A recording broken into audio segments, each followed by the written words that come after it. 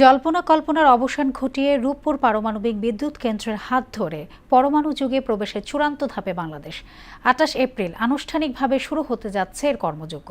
Mega প্রকল্পটির সুফল মিলবে চলতি বছরের আগস্ট থেকে। পরীক্ষামূলকভাবে জাতীয় গ্রিডে যুক্ত হবে ৩০০ মেগাওয়াট বিদ্যুৎ। সচিবালয়ে সাংবাদিকদের এসব তথ্য জানিয়েছেন বিজ্ঞান ও তথ্য প্রযুক্তি মন্ত্রী ফকির মাহবুব আনাম। মফিউর রহমানের রিপোর্ট। দেশের প্রথম পারমাণবিক বিদ্যুৎ কেন্দ্র এখন উৎপাদনের চূড়ান্ত প্রস্তুতির পথে।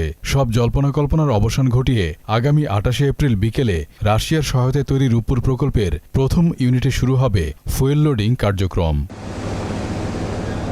এরপর চলতি বছরের আগস্ট থেকে মিলবে মেগা এই প্রকল্পের সুফল। পরীক্ষামূলকভাবে জাতীয় গ্রিডে যুক্ত হবে ৩০০ মেগাওয়াট বিদ্যুৎ। আর আগামী বছরের জানুয়ারিতে প্রথম ইউনিট থেকে পূর্ণমাত্রায় ১১০০ মেগাওয়াট বিদ্যুৎ সরবরাহ শুরু হবে। 15 and 21st of August এর মধ্যে আল্লাহ চাহে তো আমরা 300 মেগাওয়াট দিতে পারবো, এবং তারপরে end of another 2 months time we'll try to raise it to 500 megawatts, and end December or first week of January 2027 এ আমরা 1000 প্লাস মেগাওয়াট আল্লাহ চাহে তো ন্যাশনাল গ্রিডে দিব ইনশাআল্লাহ।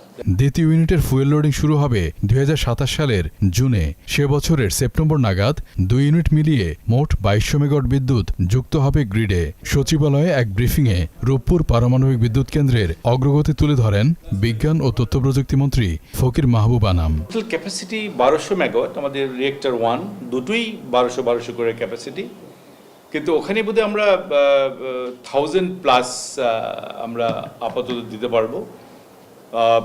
কিছু থাকবে যেটা ওটা বোধহয় আমাদের ওই ইয়েতেই ওই প্ল্যান্টেই কিছু অ্যারাউন্ড 50-60 মেগাওয়াট প্ল্যান্ট চালাতে গিয়ে আমাদের লাগবে। সেকেন্ড রিয়েক্টর আমরা আমাদের সাথে রাশিয়ান যারা সায়েন্টিস্ট বা রাশিয়ান যারা কোম্পানিগুলো রোস্টাম আছে যারা ওই সাথে কথা বলেছি, এবং টেন্টেটিভলি আমরা জুন 27 টার্গেট করেছি আমরা। মন্ত্রী বলেন, আন্তর্জাতিক আণবিক সংস্থার সব নির্দেশনা মেনেই কাজ এগুচ্ছে। বিদ্যুৎ সঞ্চালনের জন্য প্রয়োজনীয় গ্রিড লাইনও প্রস্তুত। সেফটি সিকিউরিটি যে সার্টিফিকেট পাওয়ার কথা আপনারা জানেন যে ইতিমধ্যে 16 এপ্রিল আমরা সার্টিফিকেট পেয়ে গিয়েছি, এবং সেই মোতাবেক মাননীয় প্রধানমন্ত্রীকে জানানো হয়েছিল 28 এপ্রিল বিকেল ৩টায় ইনশাল্লাহ আমরা এটাকে কমিশন করে আমরা একটা সময় নির্ধারণ করেছি। এখন প্রকল্পটিতে কর্মরত আছেন ৫,০০০ রুশ কলাকৌশলী ও ২০,০০০ বাংলাদেশি কর্মী।